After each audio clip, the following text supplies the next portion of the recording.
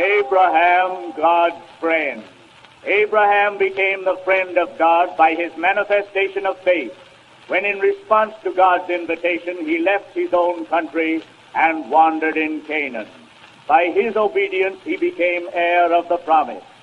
In thee and in thy seed shall all the families of the earth be blessed. St. Paul explains that Abraham's wife represented this covenant or promise. Sarah's barrenness corresponded to the long-deferred coming of Christ in fulfillment of the promise. Isaac typified Messiah, the heir of the promise. Isaac's bride, Rebekah, typified the elect church, the bride of Christ, and his joint heir in the promise. St. Paul says that Hagar typified the law covenant made with Israel at Mount Sinai, and that the nation of Israel was typified in Ishmael.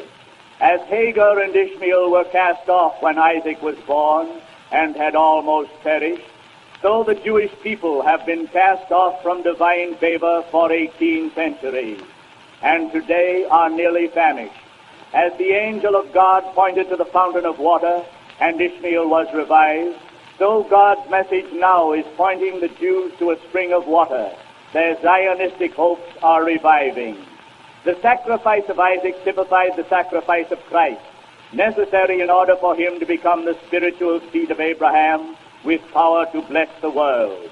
The servant sent to call Rebekah, the bride of Isaac, is beautifully explained to represent the work of the Holy Spirit in calling the church to become the bride of Christ, and his associate in the great work of blessing Israel and all the families of the earth. Rebekah's return with Eliezer represents the church's journey during this gospel age to meet Christ, the bridegroom who will receive her at his second advent. Abraham typified Jehovah God, through whose promise the blessing of all the families of earth will come. This promise has been the hope of Israel for 35 centuries.